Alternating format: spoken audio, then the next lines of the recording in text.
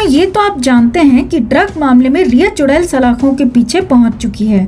NCB ने उसकी गिरफ्तारी कर ली है। तो आज हम आपके लिए वो 5 सवाल लेकर आए हैं जिसने चंट चालाक रिया को भी सलाखों के पीछे पहुंचा दिया, जिनका वो कोई जवाब नहीं दे पाई। मगर उससे पहले हम आपसे कहना चाहेंगे कि अगर आप भी चाहते हैं कि अब ये चुड़ैल जेल में ही सड़ती रहे और कभी बाहर न निकल पाए और इन्हीं 14 दिनों के दौरान सीबीआई भी इस पर लगे आरोप साबित कर दे, तो इस खबर को ज्यादा से ज्यादा लाइक और शेयर कर अपना प्यार और सपोर्ट दिखाएं। सुशांत के इंसाफ की इस मुहिम में हमारी ताकत बनने के लिए हमारे चैनल को सब्सक्राइब करें और बेल आइकन भी जरूर से प्रेस कर लें ताकि आपसे कोई अपडेट मिस न हो पाए। तो एनसीबी के अधिकारियों ने रिया से पूछा, क्या महेश भट्ट ड्रग रैकेट चलाते हैं? सवाल सुनते ही रिया के रोंगटे खड़े हो गए, क्योंकि ये सवाल तो रिया के सिलेबस से बाहर का था। पूछताछ के इस पेज तक पहुंचने के बाद रिया की गिरफ्तारी तय हो चुकी थी। दोस्तों, उसे गिरफ्तार करने में एनसीबी को इन 5 सवालों ने सबसे ज्यादा मदद की। उन्हीं 5 सवालों का विश्लेषण आज हम आपके लिए लेकर आए हैं। तो ये सवाल सुनने के बाद काफी देर तक चुप रही रिया घबराते हुए बोली, इस खबर की मुझे कोई जानकारी नहीं है सर। एनसीबी ने अगला सवाल करते हुए पूछा कि आपके घर में कौन कौन ड्रग लेता है? गिरफ्तारी की कगार पर पहुंच चुकी रिया यहाँ भी झूठ बोलने से बाज नहीं आई और बोली कि मेरे घर में कोई ड्रग नहीं लेता। वहीं बैठे एक एनसीबी अधिकारी ने कहा कि आपका भाई शौविक तो बहुत बुरी तरह फंस चुका है, क्या वो भी ड्रग नहीं लेता? तो इस डैन ने एक बार फिर झूठ बोलते हुए कहा कि मैंने तो आज तक उसे ड्रग लेते हुए कभी नहीं देखा। फिर एनसीबी ने पूछा कि आपके पापा और महेश भट्ट में क्या संबंध है? इस सवाल का जवाब आसानी से देते हुए रिया ने कहा कि दोनों बहुत अच्छे दोस्त हैं। आगे बढ़ते हुए जवाब दिया कि कभी कभी मेरे पापा और महेश भट्ट साथ में चाय कॉफी ले लेते हैं। रिया को बीच में ही रोकते हुए अधिकारी ने व्यंग में पूछा कि क्या चाय कॉफी में वो 4 बूंदे भी मिलाते हैं? तो रिया ने बेशर्मी से मुस्कुराते हुए जवाब दिया, मैंने तो कभी उन्हें कुछ मिलाते हुए नहीं देखा सर।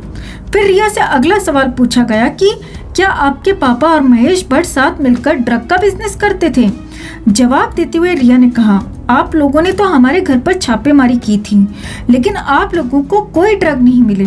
अगर पापा ड्रग लेते या ड्रग का बिजनेस कर रहे होते तो आप लोगों को हमारे घर में ड्रग जरूर मिलता। अधिकारी ने आगे बढ़ते हुए पूछा, आपको किसने कहा कि आपके घर से हमें ड्रग नहीं मिला? तो रिया ने जवाब दिया, मीडिया से खबर मिली सर, टीवी पर देखा मैंने।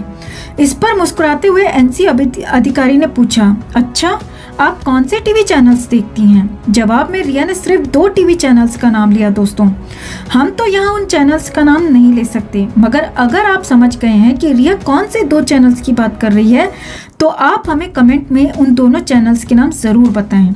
आगे बढ़ते हुए एनसीबी ने रिया से पूछा कि आपने उन चैनल्स को इंटरव्यू क्यों दिए?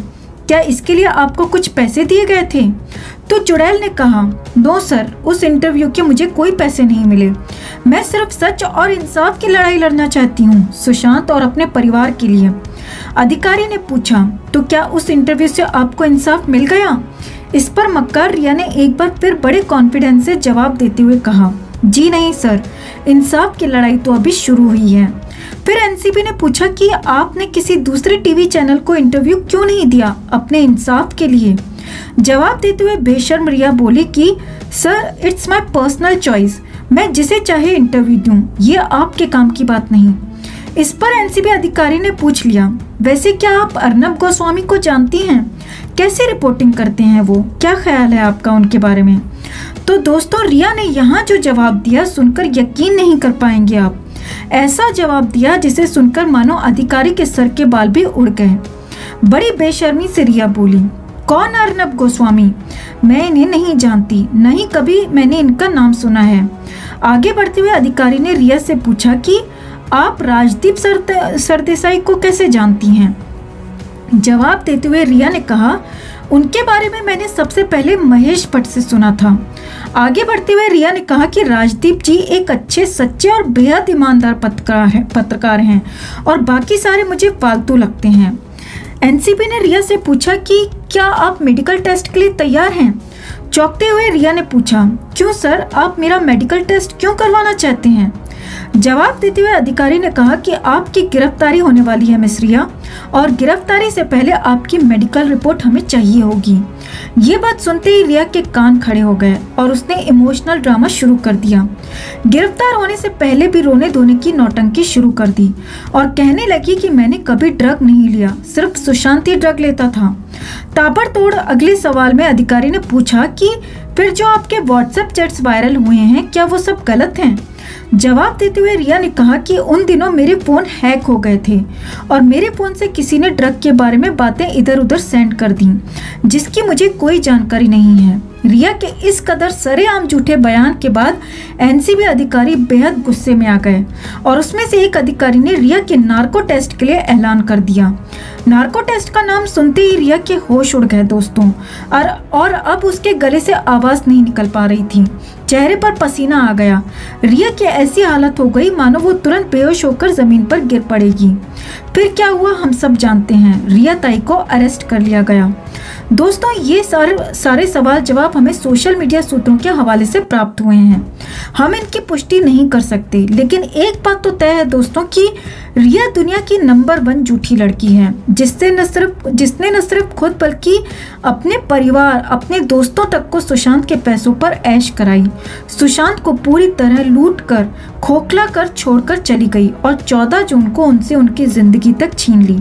और अब सुशांत के जाने के बाद अपने सारे पाप उनके नाम पर डालकर अपना बचाव कर रही है, क्योंकि वो इस दुनिया में नहीं अपनी सफाई देने के लिए। कोई इस हद तक कैसे गिर सकता है दोस्तों? ताज्जुब होता है हमें कभी कभी। इसे तो जितनी सजा मिले वो कम है। ऐसे लोगों के साथ क्या करना चाहिए, कमेंट में आप जरूर बताएं। सुशांत के इंसाफ की मुहिम बिल्कुल भी ढीली न पड़ने दें। सुशांत के इंसाफ के लिए दुआ प्रार्थना करते रहें और इस खबर को ज्यादा से ज्यादा लाइक और शेयर कर अपना प्यार दिखाएं। हर अपडेट के लिए बने रहें हमारे साथ, क्योंकि आप हैं तो हम हैं।